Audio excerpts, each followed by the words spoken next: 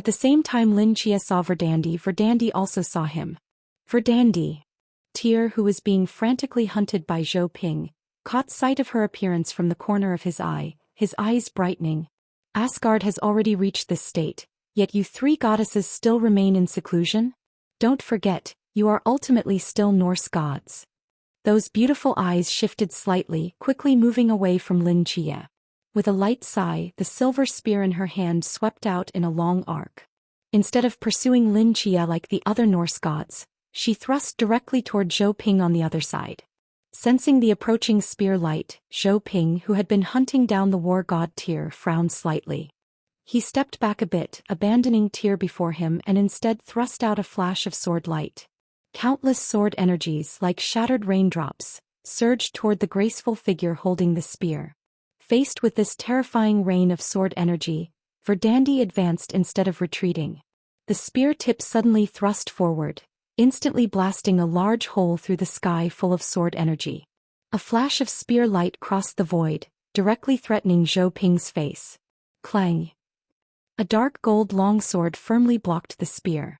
The invisible shockwave from the collision between sword intent and spear light spread out, instantly clearing a vacuum area with a radius of tens of kilometers. With a light sword hum, Zhou Ping's sword deflected the spear, and he stepped back several paces in midair, his black robe fluttering slightly. He stared at the tall goddess before him, confusion appearing in his eyes. Who are you? I didn't see you 2 years ago when I came to the Nordic region to test my swordsmanship. I am present. Verdandi held the spear with one hand and calmly spoke. Human, you have great potential. But now you still can't defeat me. She actually repelled Sword Saint in a direct confrontation? Chao Yuan was extremely shocked at this sight. Since Zhou Ping had ascended to godhood, although Lin Chia and the others hadn't seen him fight many times, regardless of who his opponents were, he always maintained an overwhelming advantage. This had subconsciously led them to believe that Zhou Ping had already achieved invincibility below the supreme level.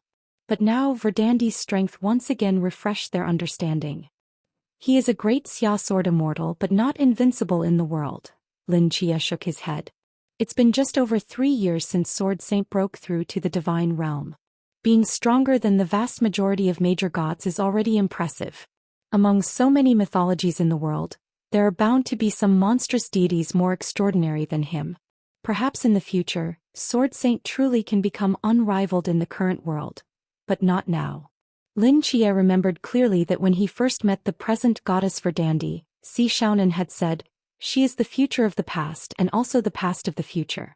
The past exists because of her and the future changes because of her. Even Loki and Thor together might not be a match for Verdandi.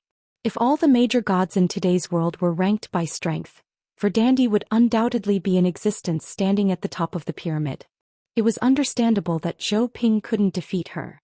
Just as they were conversing, a flowing robe with purple patterns on gold materialized beside Zhou Ping, moving without wind. The Queen Mother of the West's eyes fixed on Verdandi before her. With a slight raise of her hand, an ancient and mysterious mirror surface slowly rose from behind her. The Great Xia Supreme, divine artifact, the Kunlun mirror. The mirror surface shimmered slightly, about to envelop Verdandi's form within it, but the latter seemed to sense something. Her figure flashed like a startled swan, constantly dodging in midair, leaving countless afterimages in succession, her speed actually faster than the reflected light from the Kunlun mirror. Seeing this, the Queen Mother's fine eyebrows furrowed slightly. Holding the Kunlun mirror in one hand, she said solemnly to Zhou Ping, "Leave her to me. Go kill the gods you should kill." As her words fell, the Queen Mother transformed into a beam of green light, rushing toward Verdandi's spear. The two graceful figures tore through the sky, sometimes clashing with thunderous impact, sometimes circling and evading, like swimming dragons constantly traversing between reality and the mirror realm. Seeing this, Zhou Ping said no more and directly raised his sword to strike at the severely wounded Tyr. While Lin Chia and the others were watching these epic divine battles intently, several sharp vine blades cut through the void, almost instantly reaching right in front of them. These vine blades moved too fast. Lin Chia and the others were mere mortals after all, and by the time they sensed the danger, it was already too late. Just as these vine blades were about to pierce through their bodies, A crisp bell sound rang out from behind them. Ding-a-ling. The bronze bell rang and an invisible sound wave deflected the foremost vine blades. A carriage that had been traveling through illusory courtyards like a ghost passed through Lin Chia and the others' bodies from behind, rushing to the front of them. Another dozen vine blades flew over, all embedding themselves in the surface of the carriage, producing a harsh metallic sound. You lot are still here? Do you not value your lives? Qin Fuzi's voice came from inside the carriage. With a light sound, the carriage door opened automatically, and the carriage seemed to come alive in an instant, swallowing Lin Chia and the others into the mind landscape. Having narrowly escaped death, Lin Chia felt his surroundings blur before finding himself seated on a hard wooden bench. Before him was a wooden table set with exquisite tea utensils, and behind it sat Qin Fuzi in gray robes, looking slightly angry. Master Qin. And Qingyu sitting beside Lin Chia was startled. Outside is a battle of major gods and instead of running far away you dare to stay and watch? Is this level of battle something you can participate in? Qin Fuzi snorted, heavily placing the cup in his hand on the table surface with a dull thud. He pointed to the window of the carriage. Do you youngsters realize that any god out there could take your lives with a sneak attack? If I hadn't been keeping an eye on you, you would already be 4 corpses. 5 corpses, Jiang Er softly added from within the coffin. And Qingyu thought for a moment, I probably wouldn't die so it should be 4. No, it would be 3, Lin Chia rubbed the hair on the back of his head. Tiske, actually this young master isn't so easy to kill either. Bai Li Pangpang chuckled. Chao Yuan. Still laughing and joking? Qin Fuzi glared at them in feigned anger, and Lin Chia and the others immediately quieted down. Qin Fuzi sighed and waved his hand. Anyway, before they finish fighting you just stay here obediently. No matter what happens outside here I guarantee your safety. Hearing this, a warm feeling rose in the hearts of Lin Chia and the others. Indeed, no matter when Master Chen's mind realm always gave him a sense of security. It was like this in Songnan and now in the northern European divine realm of Asgard, it was still the same. Crack. Just as Lin Chia was thinking this, a muffled sound came from the garden sky. A thick tree trunk tore through a corner of the mind realm, half of it piercing into the sky, emitting terrifying divine power fluctuations. Master Chen's mouth twitched as he forcefully threw his cup toward the sky. As the cup shattered into countless pieces, the half-exposed branch was finally blasted outside the mind realm. Through that gap, they could clearly see the resentful and angry eyes of Vela, the forest god, staring fixedly at Lin Chia. The mind realm quickly repaired itself, blocking the enraged forest god outside. Before the gap completely disappeared, they vaguely saw a 3-pointed double-edged blade cutting through the clouds, carrying terrifying divine might straight toward Vela's face. Ahem. Master Qin repaired the mind realm, and the garden outside returned to its peaceful state of birdsong and fragrant flowers. He coughed awkwardly twice. Well, although I can keep you safe, there are occasionally small hiccups. Lin Chia, you should understand you have experience. Lin Chia nodded repeatedly. Back in Songnan, Master Qin was also hunted by Indra like this, constantly repairing his mind realm while it was being shattered. Master Qin, I see more and more northern European gods surrounding us outside. Jiang Er floated out from the coffin and asked worriedly, can we win? Master Qin was silent for a moment. I'm not sure about this. However, even if we can't severely damage the northern European pantheon, escaping unharmed shouldn't be a problem. As Master Qin spoke, he took out several tea sets, placing them in front of each member of the Nightfall team, then pulled out a box of tea leaves and began brewing tea unhurriedly. Soon, cups of fragrant hot tea were handed to everyone. Master Qin, I can't drink this. Jiang Er sat on the chair, looking at the hot tea in front of her with a bitter smile. Master Qin waved his hand dismissively. It's fine, just consider it an offering. Jiang Er. Bai Li Pangpang picked up his teacup, took a small sip and nodded in appreciation. This tea is quite good, although compared to our family's mother tree de Hong Pao, it's still somewhat inferior. Master Chen's tea-drinking hand paused slightly. Lin Chia, why aren't you drinking? Master Chen glared at Bai Li Pangpang, then noticed Lin Chia sitting silently by the window and couldn't help but ask. Lin Chia looked at the lush greenery and flowers outside the window, shaking his head with a bitter smile. Others are still outside fighting bloody battles, yet we can only sit here drinking tea.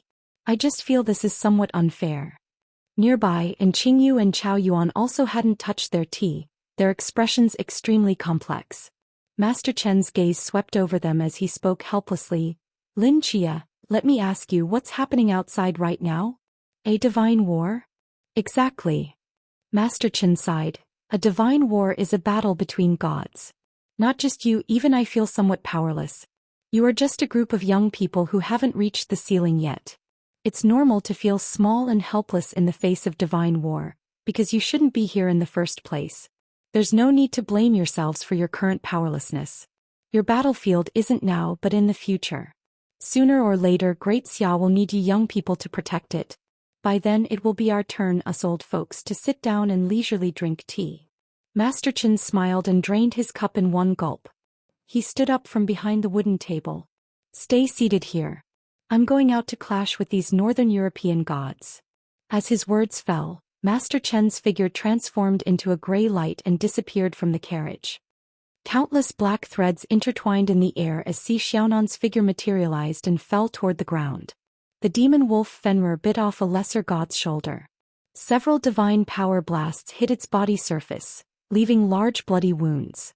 Its blood-red eyes instantly found Si Xiaonan falling in midair. With a low growl, it physically smashed through the blockade of several gods, charging straight toward Si Xiaonan, leaping into the air and steadily catching her body. Si Xiaonan's figure staggered to her feet on Fenrir's back. The dozens of hideous slash wounds on her back healed at a visible speed, soon returning to normal. She wiped away traces of blood from the corner of her mouth, her eyes cold as she stared at the 6 Northern European gods surrounding her in the sky. What kind of monster is she? A Northern European god's face darkened as he saw Si Xiaonan's injuries, severe enough to bring any major god to the brink of death, recover in the blink of an eye. Is she truly immortal? Even the former Loki would have lost a life with injuries like that, right? If this continues, we'll be worn down to death by her. No, those escaped prisoners from the dungeon are almost all exterminated. More people will come to surround and kill her. Even if she can't die, she'll exhaust all her divine power and be locked in the deepest level of the Abyss prison. The Northern European gods surrounding Si Xiaonan spoke one after another, all heard clearly by her. Her gaze swept the surroundings. The 7 or 8 lesser gods released by Lin Chia were almost all dead. Only fire god Agni and frost giant Ymir, brought from the lowest level, were still fighting bloodily. Si Xiaonan, give up your resistance. A major god in the sky spoke coldly. Those great Xia gods can barely protect themselves now. When Lord Thor arrives, your death will be certain. If you surrender now, we'll still spare your life for the sake of the trickery law. This farce should end now. Should end now. Si Xiaonan raised an eyebrow, a cold smile curling at the corner of her mouth. No, the real show is just beginning. Si Xiaonan flicked her finger and the black box behind her exploded open. A dark golden horn steadily landed in her palm, emitting mysterious light under the gloomy sky. The moment they saw this horn, the pupils of all the Northern European gods present suddenly contracted. Jallar horn. The disaster horn Jallar was originally one of Asgard's supreme, divine artifacts. They knew very well what it meant once this thing was blown. Stop her. Several Norse gods roared in anger, simultaneously rushing like madmen toward Si Xiaonan, who held Jallar. Si Xiaonan gently patted Fenrir's head, who immediately charged forward, carrying terrifying murderous energy, blocking these Norse gods for Si Xiaonan. Si Xiaonan placed the horn against her lips and took a deep breath. Wum wum wum.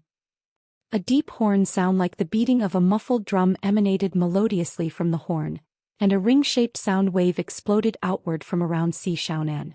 The sky full of dust and rubble was shattered by the horn sound.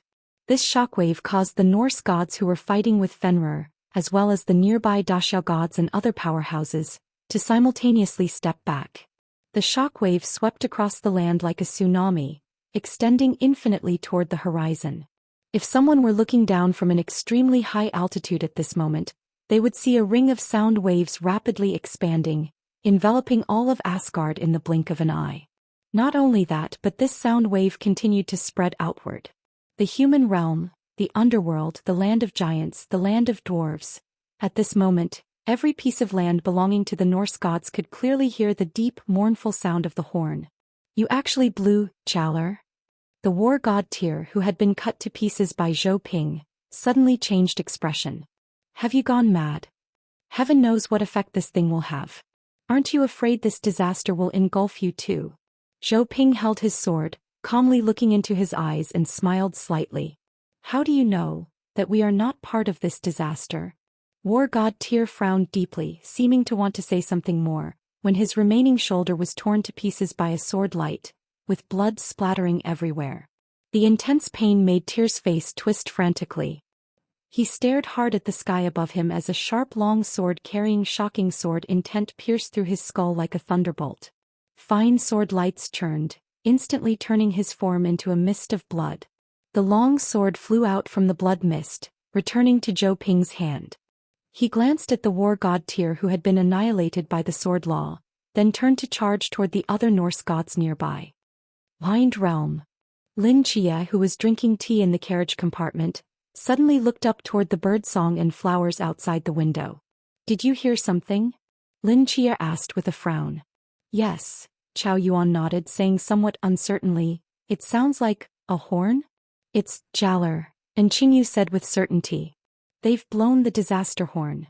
The horn sound can actually penetrate the master's mind realm and reach our ears directly, Bailey Pang Pang marveled. It truly is a good treasure. So things have finally developed to this stage. Lin Chia pondered for a moment. I wonder what disaster Jaller will bring once activated? On the Divine Mountain, the Hall of the God King. Are you willing to follow me to rebuild a truly existing Asgard? Odin's deep voice echoed in the spacious hall. Thor stood at the bottom of the steps, his expression full of confusion. A truly existing Asgard? Thor stretched out his hand, pointing toward the boundless divine land outside the hall doors. Father, isn't Asgard right here? Why rebuild it? Fake. Odin shook his head slightly. Asgard, you me sif. Everything here is fake. Not just Asgard but the Dasha celestial court, the Egyptian sun city, the Indian temple of gods. Everything in this world is artificially fabricated. We don't actually exist. Only by breaking through the barriers of this world can we go to the other side and rebuild a truly existing divine country, a real Asgard. Odin's voice grew louder. As he spoke, countless red insects in his eye socket writhed frantically, looking bizarre and ferocious. This scene made Thor frown involuntarily. You've gone mad, father. Thor took a deep breath and spoke gravely. You've been with those Cthulhu lunatics and have completely lost your mind. Odin's voice paused and disappointment appeared in his eyes. So, you're refusing me? Thor. Thor clenched his fists tightly and after a moment of silence, firmly shook his head. Father, I will not hand Asgard over to you again. I won't let you destroy it. Odin stood on the ruins of the divine throne, silently gazing at him. After a long while he closed his eyes with complexity. Whom. At that moment, the heavy sound of a horn came from the distance, clearly echoing in this towering hall of the God King. Hearing this sound, Thor's expression changed. He turned to look outside the door. Jaller? Behind him, Sif's face also turned deathly pale. She murmured, Is disaster about to befall Asgard? The sound of the disaster horn made Odin slowly open his eyes. That crimson insect eye stared at the flowing clouds in the distance outside the hall doors and he coldly smiled. Destiny, was all this calculated from the beginning?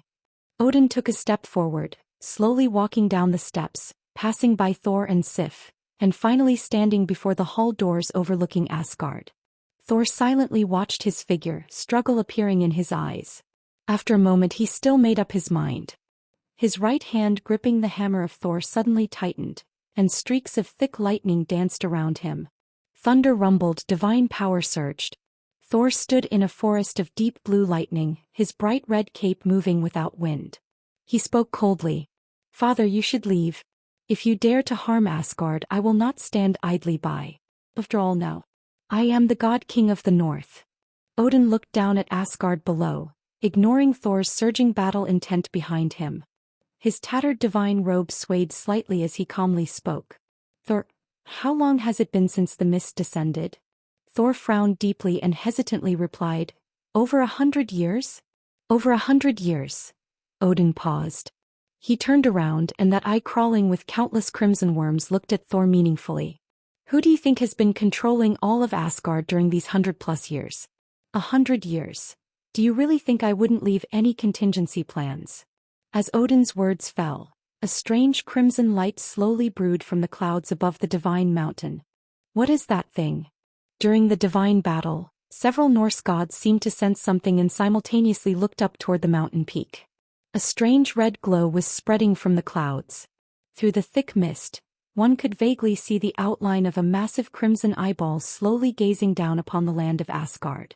The forest god Vidar's figure flashed repeatedly in midair, struggling to dodge the cold gleam of the three-pointed double-edged blade. Yang Jian, wearing a silver robe, emitted a deep blue divine light from the vertical pupil on his forehead. The beam shot forth and in the next moment the space around Vidar seemed to freeze, forcibly locking him in place.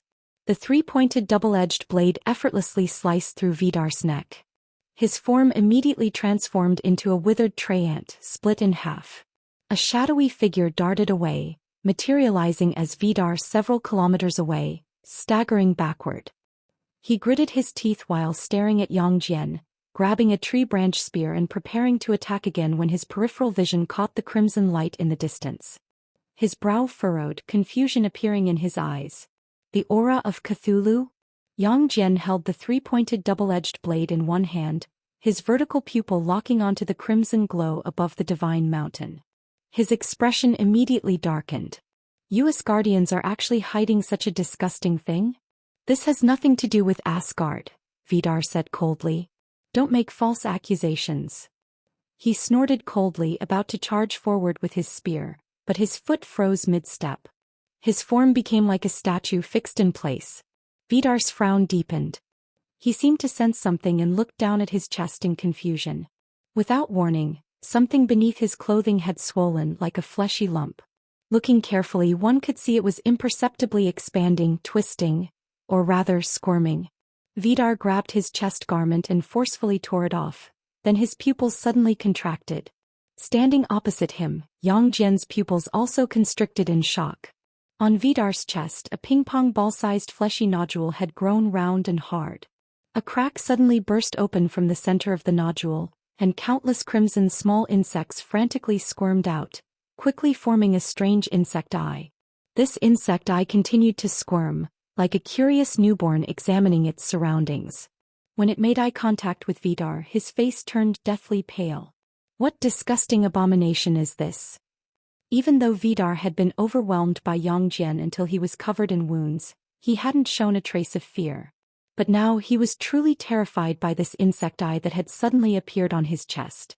Without another word, he violently grabbed the patch of skin where the insect eye was located and tore it off, forcibly ripping away this strange eyeball along with his flesh.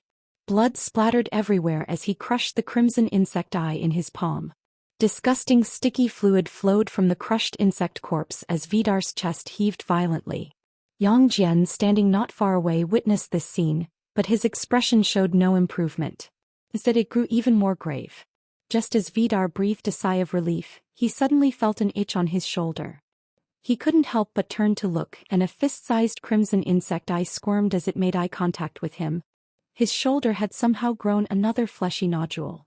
Vidar's eyes trembled uncontrollably. No, impossible.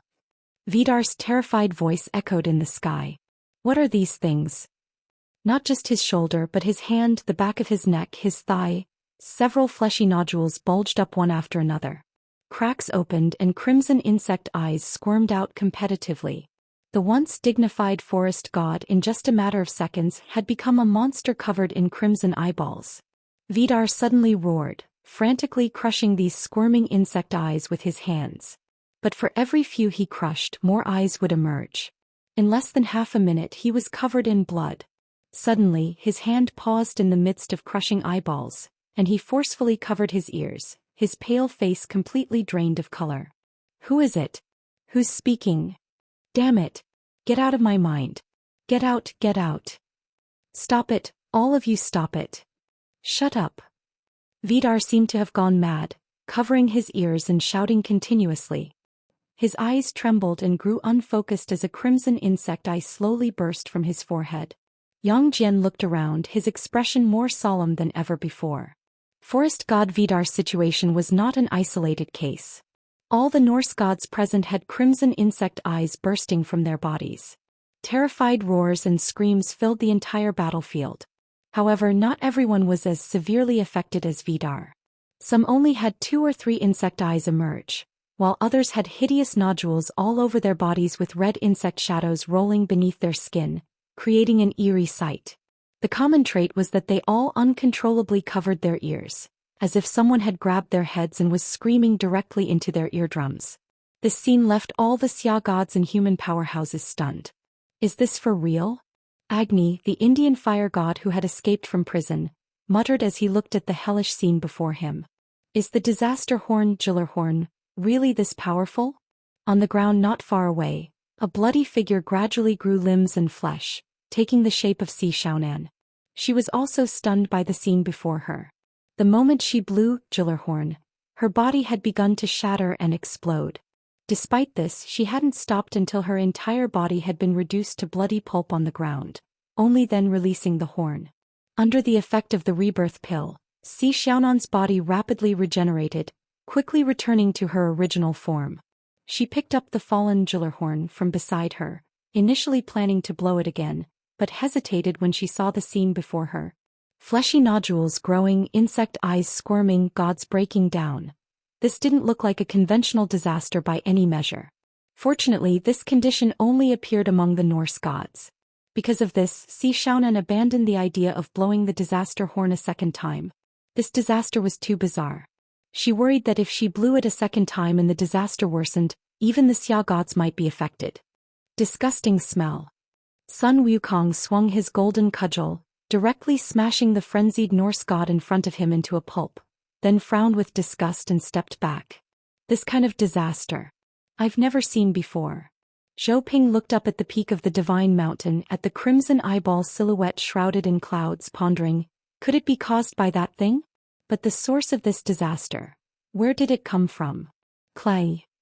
The surface of the Kunlun mirror flipped, and 2 silhouettes battling each other bounced apart. The Queen Mother of the West's gold-threaded purple robe swayed in the wind. She held the Kunlun mirror with one hand and frowned as she looked around. The aura of Cthulhu?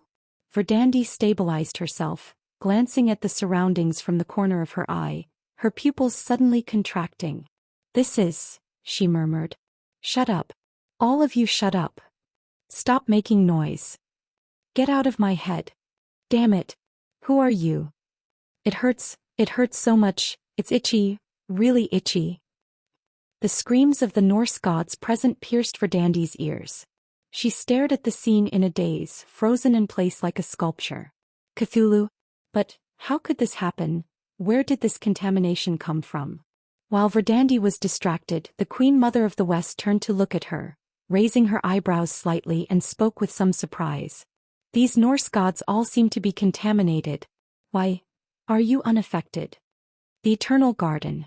The deep sound of a horn drowned out the silver bell-like laughter. Skadi, the goddess of future, paused and turned to look. What's that sound? Bragi, who had been following behind Skadi and watering the seeds she scattered, also turned his head toward the direction of the sound in confusion. At the same time, Urd, the goddess of past, who had been sitting nearby with her eyes closed, suddenly stood up. Gyllerhorn, she exclaimed in disbelief. Wasn't Ragnarok supposed to have been postponed? Ragnarok? What Ragnarok? Bragi asked, puzzled. Urd had no intention of explaining to Bragi, just staring intently in the direction of the sound. The disaster horn sounding was undoubtedly an extremely dangerous signal. Perhaps Ragnarok hadn't been postponed but was reappearing in another form. What about Verdandi? He should be there too. How is she doing? Urd wanted nothing more than to rush to the battlefield to see what was happening, but after careful consideration she chose to stay and watch over Bragi. After all, with Gyllerhorn sounding, no one knew what would happen next. What disaster is descending upon Asgard? Urd murmured. Huh. Skadi's voice suddenly rang out. Brother Bragi, why are all these flowers dying? Bragi was startled and turned to look. The patch of flowers that Scotty had just caused to bloom was dying on a large scale. In just a few seconds, they had turned into grayish-white ashes spread over the soil. Moreover, the area of dying flowers was continuously expanding. Bragi frowned deeply and immediately reached out to pick a section of flower that had not completely withered, holding it before his eyes to examine it carefully. Why has this flower turned red? Bragi keenly observed that a crimson hue was rapidly spreading across the yellow petals. The moment this crimson covered the flower, it gently trembled and turned into several fine strands of grayish-white ash, floating to the ground. Cthulhu. Seeing this, Urd immediately realized something and swiftly knocked Bragi's hand away to prevent him from touching the scattered ashes. Cthulhu? Bragi asked in confusion. In the Divine Mental Hospital he had occasionally heard Lin Chia mention these things. How could Cthulhu appear in Asgard? Urd frowned, seemingly puzzled by the same question. Just then, from the corner of her eye, she noticed that the watering streams floating in the garden nearby also contained a hint of red. She seemed to realize something and her heart skipped a beat. Bragi, where did this water you're using to water the flowers come from? She immediately asked. The sacred river, of course. Bragi replied matter-of-factly. Besides the sacred river, where else in Asgard is there any other large water flow? Urd stood rooted to the spot as if struck by lightning. This is bad, she murmured. Why are you unaffected? This question instantly awakened Verdandi. She looked down at her body. No tumors were emerging and she didn't hear any voices. Unlike the other Norse gods who had fallen into madness, her body showed no signs of abnormality. Why am I unaffected? Verdandi murmured in confusion. Click.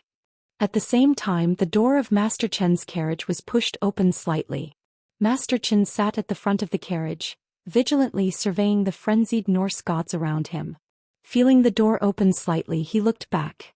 Bailey Pang Pang had poked half his head out, curiously examining the surroundings. You bunch of kids, what are you doing?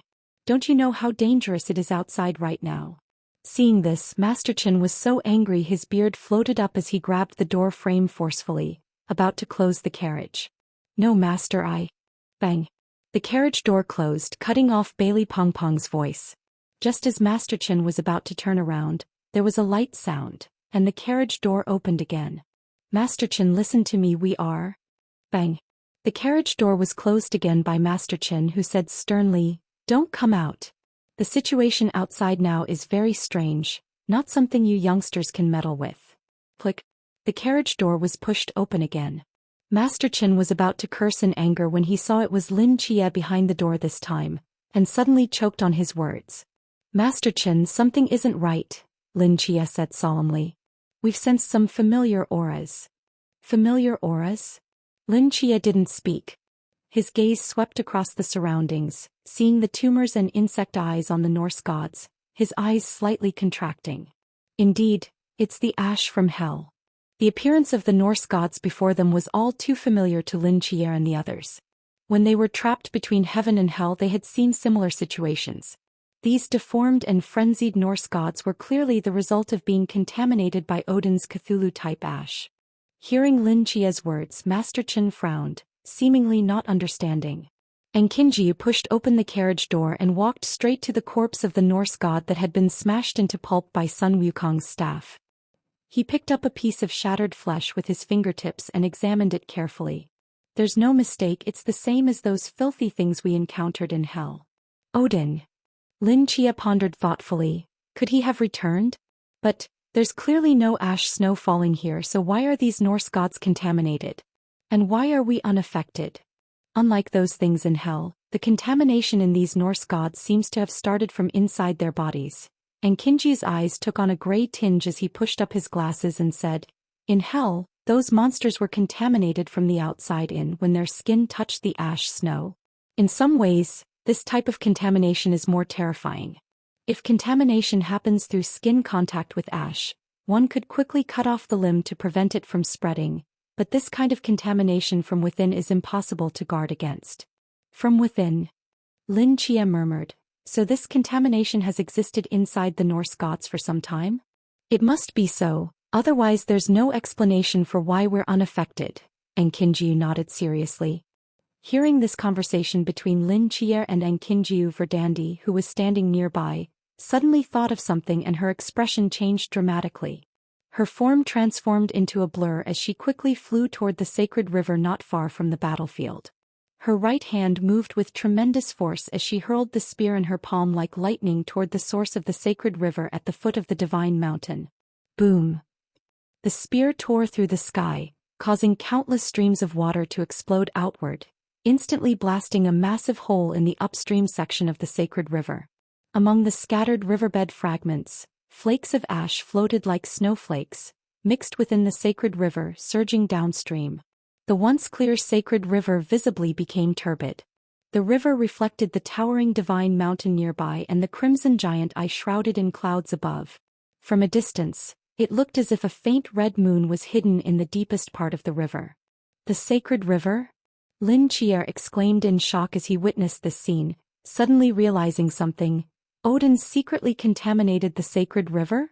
During his earlier casual conversation with the Norns in the forest, he had learned that Asgard had only one large river with abundant water, which supplied nearly all the Norse gods' daily needs: the sacred river.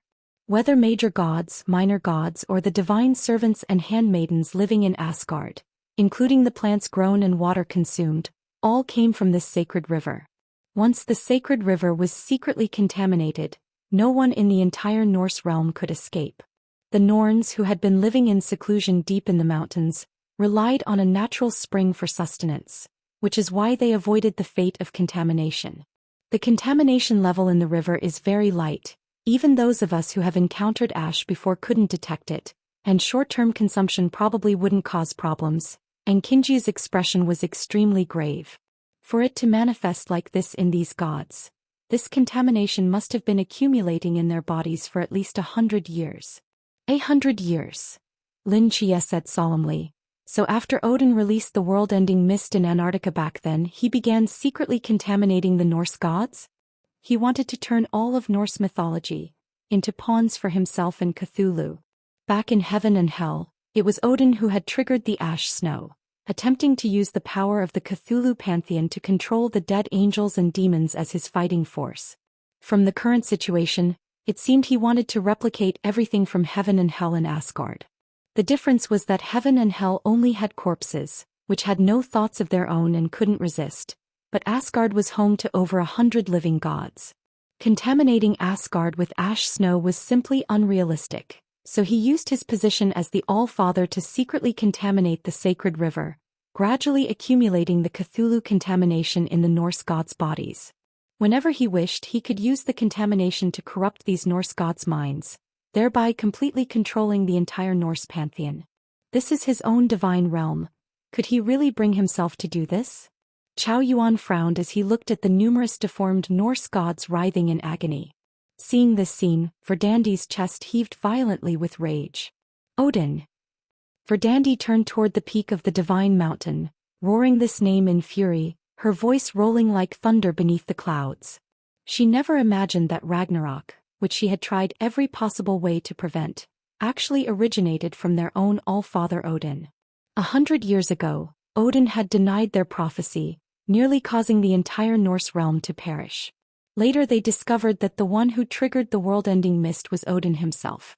Now Ragnarok, which she had been desperately trying to prevent, was also created by Odin. He was the greatest plague upon the Norse realm. Looking at these Norse gods covered in tumorous flesh eyes, howling in agony, Verdandi felt her chest might explode with rage. She pulled out the spear embedded in the riverbed, her white robe trailing after images as she streaked across the sky, carrying murderous intent directly toward the towering hall of the All-Father. Odin! You bastard! The hall of the All-Father. Thor stood before the hall, staring blankly at the chaotic battlefield below, frozen like a statue. How could this happen? He murmured. They. Thor couldn't find words to describe those scenes. He felt an itch at his waist, and when he scratched it, he saw a writhing flesh eye that had emerged without his notice. His pupils contracted sharply.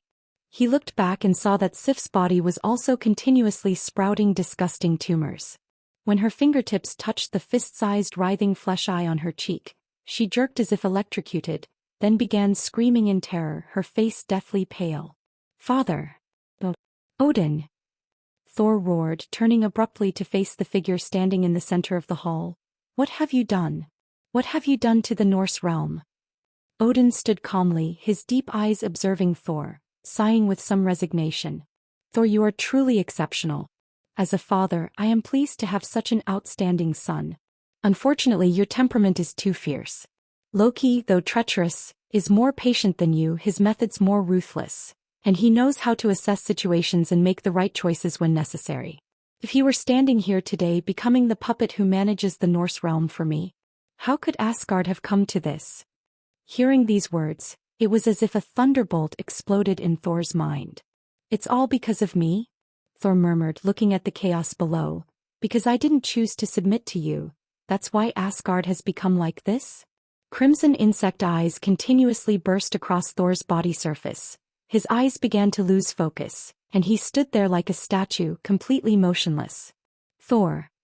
Seeing Thor's bizarre appearance, Sif, with a face pale as sheet, gritted her teeth and painfully crushed the insect eye on her cheek. Using all her strength, she shouted. He's trying to control your mind. Don't be guided by him. Don't listen to the whispers in your ears. Trust your own judgment. As these words fell on Thor's ears, a glimmer of light finally appeared in those confused eyes. He quickly came to his senses and turned to look. At some point, a figure had already calmly positioned himself behind Sif. Sif seemed to sense something and turned sharply, her eyes meeting Odin's profound gaze. Poof. With a soft sound, Odin's right hand pierced through Sif's chest from behind. Copious blood splattered out, falling hot on Thor's stunned face. Sif, covered in blood, trembled and looked down in shock. A large hand was gripping a pulsating red heart. She opened her mouth, seemingly wanting to say something more, but the hand suddenly squeezed, and a pool of blood instantly soaked the sacred, majestic temple floor. The light in Sif's eyes rapidly dimmed. As the arm withdrew, her body fell limply to the ground with a dull thud. Sif, the goddess of harvest, dead. Thor, who witnessed the entire process, felt his pupils rapidly contract. Sif. Thor roared in fury, surging lightning nearly blowing the entire temple away, his ferocious eyes fixed on Odin as if wanting to tear him to pieces. Odin. Have you gone mad? She is my wife. Don't you understand my meaning yet? Drops of blood trickled down Odin's fingertips, staining the tattered god robe red as he calmly spoke. She is fictional, as are we. When I reach the other side, I will give you a real Sif. Thor's eyes were blood red, completely disregarding what Odin was saying. His form transformed into a thick bolt of lightning, instantly bursting toward Odin's face. A blurred afterimage flashed in front of Odin, space distorted, and in the next moment the lightning bolt was violently thrown back, crashing heavily onto the temple floor. Countless stone fragments scattered as Thor's disheveled figure rolled several times on the ground before barely stabilizing himself. A trickle of blood flowed from the corner of his mouth. He roared, gripping Mjolnir tightly, and launched himself forward again, but the surging lightning couldn't even touch Odin's body before being smashed to the ground like a ball once more. Disgusting tumors emerged from beneath Thor's skin, splitting open to reveal countless crimson insects squirming within. In less than half a minute, Thor had transformed into a blood-red monster, a terrifying sight from a distance. Thor took a deep breath and suddenly raised Mjolnir high. Crack! A lightning bolt struck down from the thick clouds, frantically pouring into his body. As the thunder coursed through him, he instantly changed from a blood-red monster into a charred black figure. The putrid, burnt tumors mixed with dead flesh continuously fell off. In a short time he had cleared all the contamination from his body's surface, restoring his human outline. Give up the struggle, Thor, Odin spoke calmly. Your soul has been contaminated by the ash.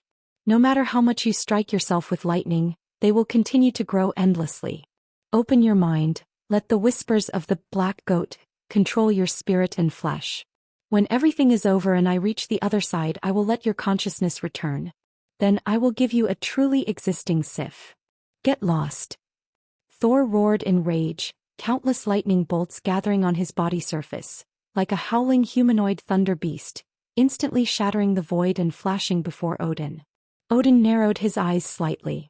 His blood-colored hand gripped the air, and a spear fell into his palm, thrusting without flourish toward Thor's Mjolnir. The Norse supreme, divine weapon, the eternal spear. The spear light pierced through the surging lightning, easily embedding itself into the hammer. Dense cracks spread from the point of collision, and in the blink of an eye, Thor's Mjolnir shattered into countless fragments, shooting out and embedding in the temple walls all around. Thor's eyes suddenly froze. After shattering Mjolnir, Odin didn't stop. With a flick of his wrist, the spear pierced Thor's shoulder, carrying his charred body like a beam of light, forcefully pinning him to the ruins of the throne. Spider web-like cracks frantically spread from the throne ruins. Thor violently spat out a mouthful of blood, his face extremely pale. He tried to use both hands to break free from the eternal spear embedded in his body, but no matter how hard he tried, he couldn't escape at all. Like a heretic nailed to a cross, he could only roar helplessly. Before being assimilated by the black goat, "Stay here and watch the destruction of Asgard." Odin spoke calmly, staring at Thor's eyes that were burning with hatred. Just as he was about to turn around, a shadowy figure flew in from outside the temple. Terrifying divine power concentrated at the spear tip, instantly shattering the temple roof. A tall figure with black hair pierced through Odin's body, smashing through a temple wall and howling away tens of kilometers. In the howling wind, Odin gripped the spear tip that was about to pierce his chest with one hand, forcefully shaking it to push the figure back several steps. Apart from a hole pierced in his divine robe at the chest, there were no other wounds on his body. He looked at this familiar yet strange figure before him and spoke with some surprise. "Goddess of present, why haven't you been contaminated?" Before Verdandi could answer, Odin nodded and said, "That's right, you three sisters never set foot in Asgard, nor do you drink from the sacred river. It seems there are 3 fish that slipped through the net." Verdandi stared intently at Odin, twirling her spear in her right hand, and spoke with murderous intent. "Odin, you beast. Eternal garden. Boom boom." Looking from afar at the peak of the divine mountain, thunderous explosions rang out one after another. Urd's expression changed rapidly, her fists clenching uncontrollably. "Is that the hall of the God King?" Bragi looked toward the distant mountain, asking in confusion, "Why is there fighting there too? Is the great Sia God that powerful?" "That's definitely not the great Sia God," Urd stated with certainty. "It's most likely Odin. Asgard must be in complete chaos now." Bragi seemed to realize the severity of the situation, his brows furrowing tightly. Just then a scream came from behind them. Urd and Bragi turned around simultaneously to see the petite Skuld staggering backward several steps, her face pale, looking toward the divine mountain with eyes full of terror. "What's wrong, Skuld?" Bragi immediately went forward to embrace her, asking softly. "Sister." Skuld's eyes were somewhat dazed, her small hands clutching the hem of her clothes. "I saw my sister." Hearing these words, Urd's expression changed dramatically. Boom. Another thunderous sound came from the divine mountain, and 2 figures streaked across the sky, crashing violently into a ruined temple not far away. "Verdandi." Urd's face showed anxiety as she immediately said to Bragi, "Take Skuld and stay here, don't go anywhere." With Verdandi's life at stake, Urd had no time to worry about Bragi's actions. From the current situation, a new Ragnarok had arrived and she had to help Verdandi. Just as Urd was about to leave, a small hand grabbed the hem of her clothes. "Sister. I want to go too." Skuld's little face was pale, but her eyes still shone with determination. "Without me you'll have a harder time." Urd wanted to refuse, but seeing the stubbornness on Skuld's face, she hesitated for a moment before nodding. "Then, remember to stay behind Verdandi and me." Without future, past and present lose their meaning. If Skuld didn't come, the 3 Norns would no longer be complete. If their opponent was that person, they had no choice but to give it their all. Urd and Skuld's figures soared into the sky one after another, flying straight toward the divine mountain, leaving only Bragi standing alone in the garden, his expression full of worry. He scratched his golden hair, anxiously pacing in circles. "Great Sia God, Huller, Odin, Cthulhu, why did so many troubles appear as soon as I returned? I wonder if this disaster will affect the essence of Asgard." After struggling for a long time, Bragi finally made up his mind. "Never mind, I need to go out and see what's happening outside." In the ruins, Verdandi gripped her spear, her tall figure moving like lightning across the ground. Each sweep of her spear tip tore through vast areas of nothingness, blasting circular craters several kilometers in radius into the ground. With her black hair floating and divine power surging, she resembled a Norse valkyrie emanating murderous aura. "Do you really think you alone can stop me?" Odin's figure flickered continuously through the endless spear light, deflecting Verdandi's spear with his bare hands, saying calmly, "Verdandi, you're far too confident in your abilities." Odin's 5 fingers firmly gripped the tip of Verdandi's thrusting spear. The surrounding space visibly compressed and rotated, seemingly about to engulf Verdandi's head. Verdandi reacted extremely quickly, retreating dozens of miles backward. A thunderous shattering sound swept past her ears, turning a mountain range behind her into flying debris. Her hand holding the spear trembled slightly from exhaustion, her expression extremely grave. At this moment 2 streaks of light came from the distance, landing beside her. Seeing these 2 figures, Verdandi frowned and asked, "What are you doing here?" "You alone cannot match him," Urd said seriously, staring at Odin. "In the past the 3 of us together could fight Vishnu, one of India's supreme gods. Now fighting Odin together might give us a better chance of winning." "Odin is not Vishnu," Verdandi shook her head and said, "although both are supreme beings, I can feel that the current Odin is far more terrifying than Vishnu." "Sister is right." Skuld pressed her lips together, looking at Odin with fear in her eyes. "His aura is so frightening. I've never seen such a strange mixed divine power before." Urd's expression became extremely serious. "Very well." As the 3 goddesses conversed, Odin let his hands hang naturally, speaking expressionlessly, "3 escaped fish gathered together saves me the trouble of hunting you down one by one." As his words fell, Odin's figure instantly vanished, and when he reappeared he was already hovering in the sky above where the 3 goddesses stood. He raised his right hand and pressed down forcefully. The space below collapsed frantically, forming a black circular pit. Howling winds and temple ruins were dragged in as if pulled by an invisible hand, instantly swallowed by this circular pit. The 3 goddesses' figures wavered, unable to resist being pulled toward it. Urd turned to look at Verdandi beside her. In the depths of her eyes, Verdandi's image was clearly reflected, and a brilliant divine light burst forth.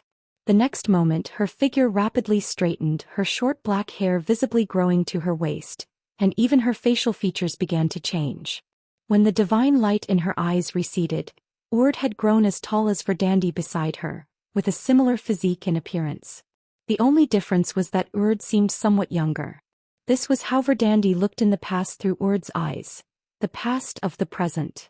At the same time the flow of time around Skuld, who stood behind them, suddenly accelerated. Skuld's petite body, as if on fast forward, continuously grew taller and stronger. Her black hair, braided with colorful ribbons, spread out, dancing wildly in the wind. Her entire aura was rapidly changing. She was trying to evolve into Verdandi's future, the future of the present. But just as her figure was approaching Verdandi's, her expression suddenly changed. She violently coughed up a mouthful of blood, her face turning deathly pale. Her continuously changing physique and appearance froze, rapidly dissipating, and finally returned to her original form. She had failed. Skadi looked down at her own hands, frozen in place. Verdandi and Urd, seeing this scene, immediately looked troubled. "It seems fate has made the choice for you," Odin calmly spoke. "From the moment you stood here, you have no future left." Verdandi gritted her teeth, gripping her spear tightly and simultaneously with her past self, thrust toward the central black hole. 2 terrifying pillars of divine power shot into the sky, barely tearing it apart. The surrounding space continuously distorted as they grabbed Skadi and flashed away, instantly teleporting several kilometers away. "Sister." Skadi stood behind the 2, her eyes already red, her lips trembling uncontrollably. "Don't be afraid, Skadi." Verdandi's eyes softened as she stroked Skadi's hair and spoke gently, "Listen to your sister. When we start fighting, run in the opposite direction as fast as you can. No matter what you see or hear, don't worry about it, understand?" "I won't." Skadi shook her head firmly. "I don't want to leave my sisters." "Skadi." Urd's voice grew serious. "This is not the time for stubbornness. The three of us cannot all die here. You are our future. Even if we die, you must survive. Only if you survive will everything we're doing now have meaning, understand? Scotty opened her mouth, seemingly wanting to say something more, but seeing Urd's hopeful gaze, she swallowed her words. Ragnarok is now inevitable. The Norse realm likely won't escape this calamity. Verdandi spoke resignedly. After you leave, go find Lin Chia. He needs your divine realm and won't abandon you. This way, no matter what happens to Asgard, the great Xia gods will keep you safe. Sister. Tears flowed uncontrollably from Scotty's eyes. Go. Verdandi took a deep breath and turned to look at Odin walking slowly toward them, that crimson insect eye writhing in its socket, eerily sinister. Verdandi and Urd exchanged a glance, explosively releasing all their divine power. Their forms transformed into two astonishing blurs charging toward Odin. The surrounding earth and debris were shattered by the shockwaves they created, falling from the sky like dust. Scotty stood watching this scene, her fingernails digging deep into her palms, her body constantly trembling. A moment later, she finally gritted her teeth, stomped her feet forcefully on the ground, and sprinted in the direction opposite from the battlefield. Seeing Scotty escape, Verdandi's expression finally relaxed somewhat. With no more worries behind her, she fixed her eyes on Odin before her, her pupils bursting with frenzied battle spirit. Odin, come fight. Asgard. Elsewhere. A figure stepped over the rubble covering the streets after the destruction of the temple, looking around in confusion. The once magnificent temple complex was now in ruins. As far as the eye could see was nothing but devastation, as if he were the only person left in this desolate world. What is? Bragi frowned, his eyes filled with confusion. He knew Asgard had encountered some great disaster, but he never imagined things had become this serious. As Bragi walked alone, a figure staggered out from the ruins. From a distance, it appeared vaguely humanoid, but its body was covered with huge tumors, making it look like a grotesque, disgusting monster. This suddenly appearing figure startled Bragi. He grabbed the harp on his back, staring intently at the monster, nervously swallowing. Don't come over, don't come over, don't come over. Bragi prayed silently, stepping backward. As the god of music, Bragi had almost zero combat ability.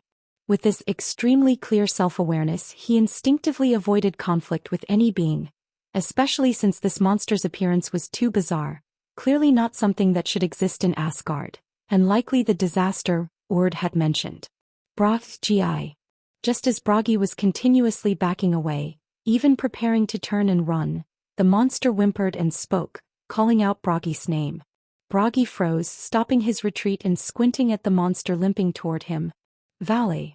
Recognizing the monster, Bragi exclaimed, "How can it be you?" Bragi was very familiar with this tumor-covered monster before him. They had known each other for many years in Asgard, and while they weren't particularly close, they could be considered friends.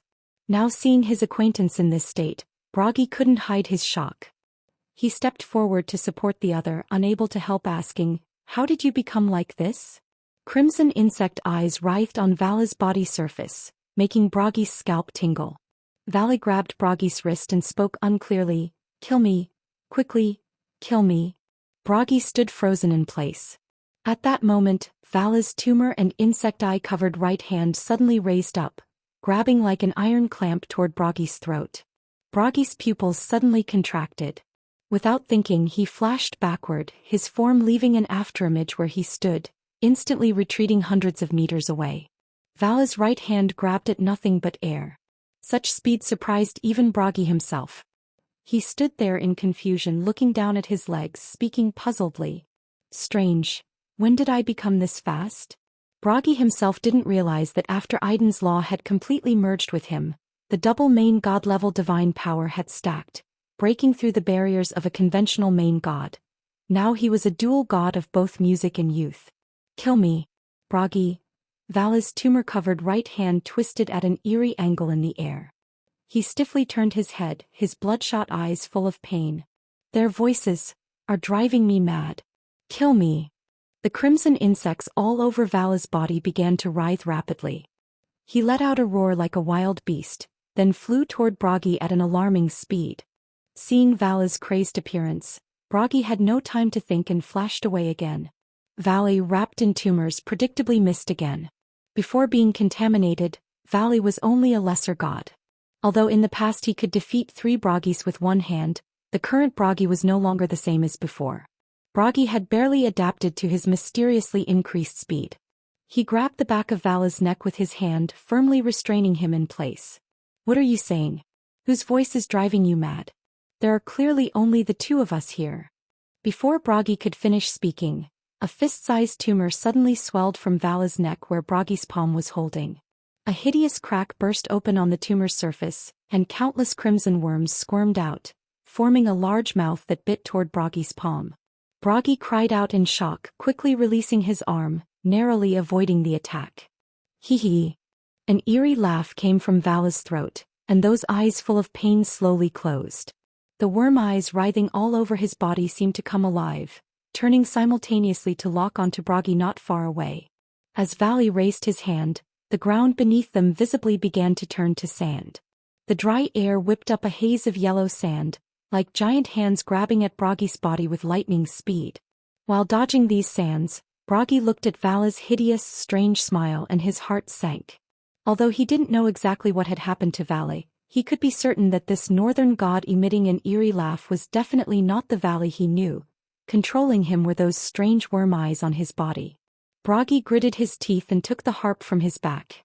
His fingertips lightly plucked and a rapid harp melody rang out. At the same time, a deep poetic chant emerged from his throat. "Butterfly in dreams, you are like my weeping soul, like thunderstorms one after another." Violent hurricanes mixed with roaring lightning suddenly erupted from in front of Broggie, shattering the flying yellow sand and engulfing Vala's figure. Lightning flashed like snakes through the ruins, with intense explosions bursting from where the lightning struck. Flames shot skyward, illuminating Broggie's astonished face. Broggie's chanting stopped abruptly. "My poetry." Broggie looked around at the devastated land, his eyes full of confusion. "Strange, is my state of mind so aligned with this poem today?" Like Lin Chia's sky poet, Broggie could also materialize the content of his recitations through the resonance between his heart and poetry. The stronger this resonance, the greater the destructive power. However, in actual divine battles, no one would wait for Broggie to slowly cultivate his emotions, pluck strings and sing. Moreover, most of the time his heart would not harbor killing intent or other negative emotions, so his combat power was absolutely at the bottom among the major gods and even lesser gods. But today the power of this impromptu poem exceeded his imagination. As the lightning and hurricane gradually dispersed, Vala's figure was completely charred. Large chunks of tumor eyes fell from his body surface, while more tumors continuously emerged from deep within his flesh. Valley walked forward unsteadily, leaving bloody footprints with each step, his eyes tightly closed like a corpse controlled by tumors. Seeing this scene, Broggie's eyes were filled with complex emotions. He knew that Valley was most likely beyond saving. He sighed deeply, steeled his heart and plucked the strings again. Another surging lightning hurricane rushed forth.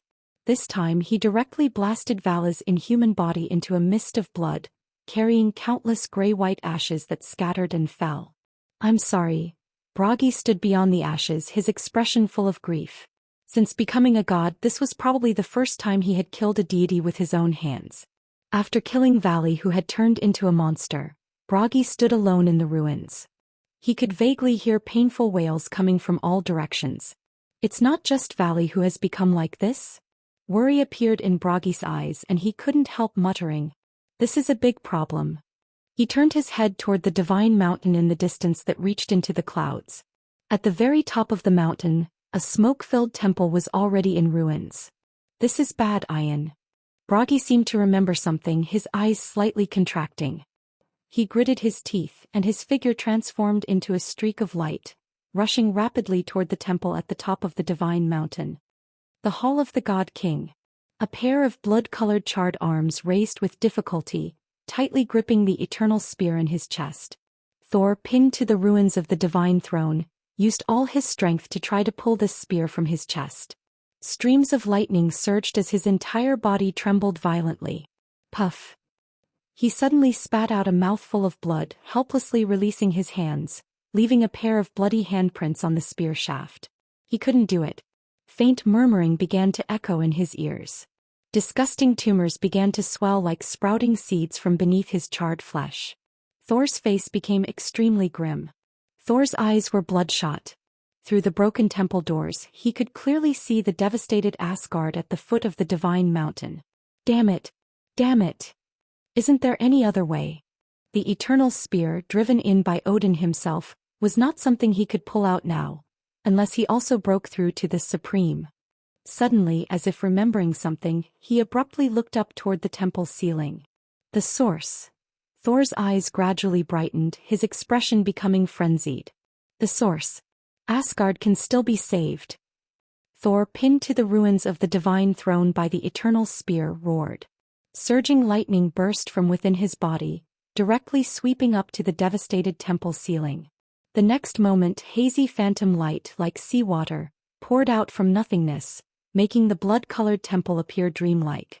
In the center of this phantom sea, a crystal-like prism was silently floating. Odin had not taken away Asgard's source, which meant that if he took desperate measures and forcibly merged the source into his own body, there would be a glimmer of hope to reach the Supreme. Then he could remove the eternal spear from his body. As a fellow Supreme, he might be able to kill Odin after he had been weakened by the Norns. As long as he killed Odin, the source of Asgard's contamination would be destroyed, and this divine realm would be reborn.